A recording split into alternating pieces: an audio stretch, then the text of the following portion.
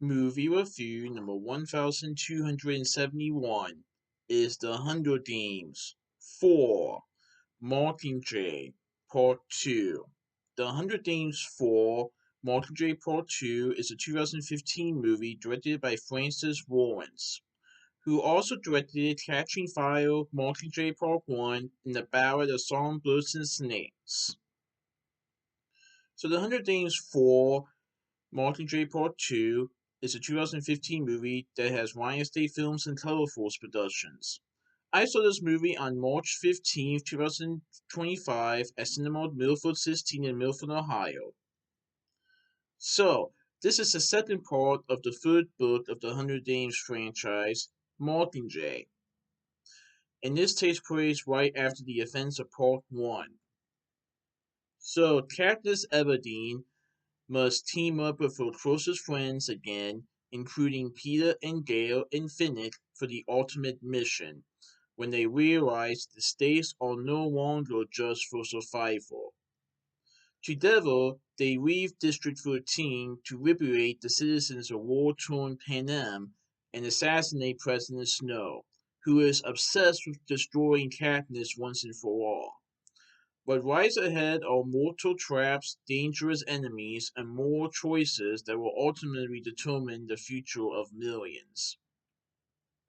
So, I will say that the movie does conclude the main franchise as far as chronologically speaking. Now, I know there has been a prequel movie, The Ballad of Songbirds and Snakes, that takes place during the 10th Hunger Games. But basically, this movie is a conclusion of Katniss's journey that we saw in the beginning of the first Hunger Games movie. So basically, Katniss' journey from the start of the first Hunger Games movie ends with this movie, as she and her friends are trying to not only try to get away from District 13, but to also assassinate President Snow, who has caused so much damage to Panem, and he is intent on destroying Katniss by any means necessary. However, I will say that he is not the only enemy. When I said dangerous enemies, he's not the only one. I won't reveal too much, but if you guys have read the book, you probably know who I'm referring to. And basically, this movie is about taking down the Capitol and ending this war once and for all. And maybe also ending this Hunger Games that they have done for 75 years. Even Finnick saying to Katniss in the trailer, I gave you the 76 Hunger Games. They're trying to get rid of that. But to also take down Snow in the Capitol by any means necessary. But the question is, can they do it? Can they actually assassinate the president and bring Panem back? Oh, this was a really good movie, and I really liked how the movie ended. But obviously, I won't give you too much information. Well, there were parts of it I did like, some parts I didn't like how it ended, of course. But I liked how Katniss's journey ended. That's all I'm going to say.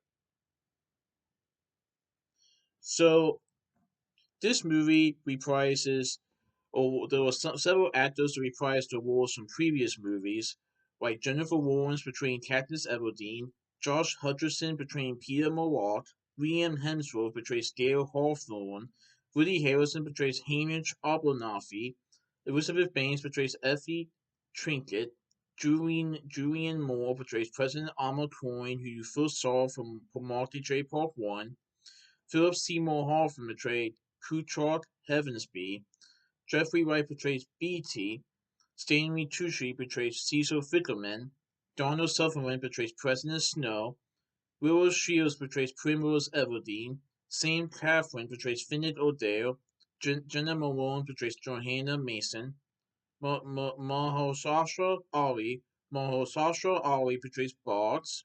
Natalie Domo portrays Cressida. Wes Chathan portrays Castro. Michelle Forbes portrays Lieutenant Jackson. Eden Henson portrays Poets. Bettina Miller portrays Camino Payroll. Evan Ross portrays Masawa.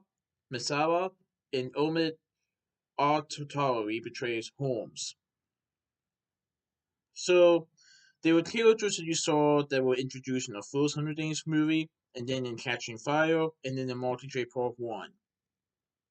And then you see these characters again one last time in Part 2, as Katniss Everdeen is trying to take down President Snow.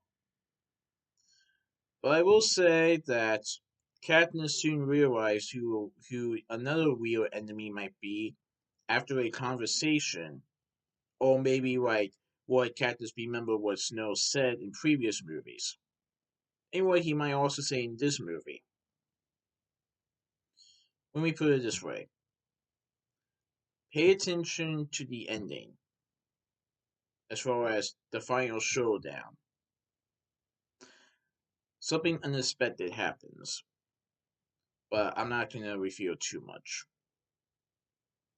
I will say that even though this is a PG-13 film, there is some intense scenes, disturbing scenes actually. And let me put it this way: because of what happened, this makes Katniss more curious but also cautious than ever, as she's trying to figure out if Snow is the greater enemy or if there is a greater enemy at prey. She still wants to take down Snow at all costs, but she's trying to figure out if he is the greater enemy in this case. But yeah, this was pretty good. I definitely recommend it. Now, like I said, this was the fourth movie in the Hunger Games franchise, and then there was a fifth movie called The Battle of Songbirds and Snakes, and they are working on the sixth movie, Sunrise and the Reaping, that will detail Haymitch's Hunger Games. I think it was in the 50th Hunger Games, and that will come out in sometime, I think in November 2026, so that'll be interesting to see. But this movie was pretty good. So that's my movie review of the Hunger Games 4, Mockingjay Part 2. Please enjoy from this movie review. Alright, goodbye.